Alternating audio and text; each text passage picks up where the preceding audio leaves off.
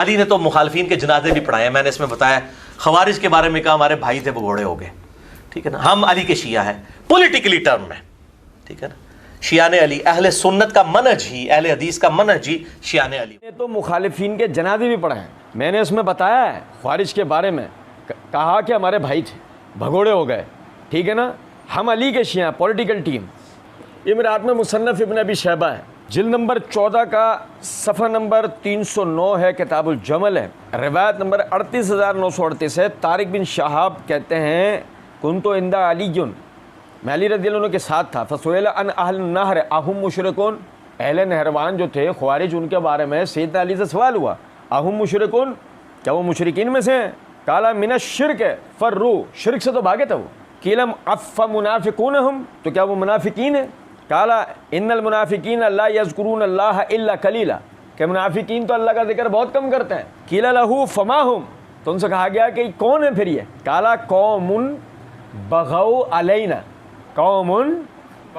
بغوا علینا، وہ قوم جو ہم سے باغی ہو گئے، مرزا جی کا ترجمہ بھگوڑے ہو گئے، ایک ایسا گروہ، ایک ایسا یعنی قوم کہ جس نے ہم سے بغاوت۔ اس میں بھائی کہیں کہ خوارج کے بارے میں کہہ رہا ہے کہ سیدنا علی نے کہا کہ ہمارے بھائی تھے بھگوڑے ہو گئے، حالانکہ روایت ہے قوم بغوا علینا، قوم ہے جو ہم سے باغی ہو گئے۔ آپ سمجھیں نبی صلی اللہ علیہ وسلم نے خوارج کو جہنم کے کتے قرار دیا ہے، نبی صلی اللہ علیہ وسلم نے خوارج کو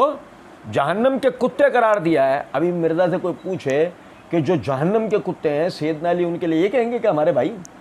نعوذ باللہ۔ آپ اندازہ تو کریں، بس کچھ بھی بکواس کر دیتا ہے، اور سننے والے ایسے، اس کے جو مقلدین ہیں ایسے اندھے بہرے لنگڑے لولے ہیں، انہیں اتنی توفیق نہیں ہوتی کہ وہ کھول کے اصل کتابیں دیکھ لیں، وہ اتنا دیکھ لیں کہ سیدنا علی بن ابی طالب رضی اللہ تعالیٰ عنہ پہ کتنی بڑی زک پہنچ رہی ہے، جن کے لیے اللہ کے رسول صلی اللہ علیہ وسلم کہیں کہ تم انہیں جہاں پاؤ قتل کر دو، سیدنا علی ان کے لیے کہیں ہمارے بھائی تھے۔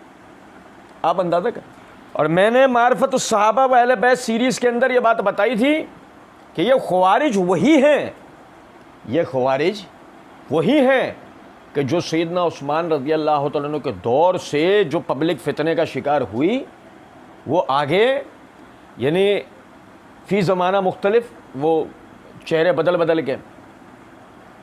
وہی گروہ رہا، کبھی وہ یعنی کہ باغی کہلائے، کبھی وہ خارجی کہلائے، لیکن گروہ وہ ایک ہی تھا جس کا کام تھا اسلامی حکومت کو کسی بھی طرح غیر مستحکم بنانا،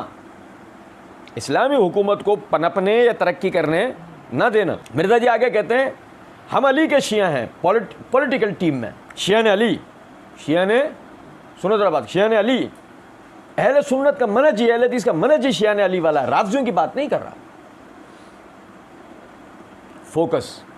مرزا جی نے اپنی اسی ویڈیو کے اندر یہ بات کہہ رکھی ہے، مرزا جی کہتے ہیں میں اہل حدیث فرقے کو نہیں مانتا، نہ اہل سنت فرقے کو،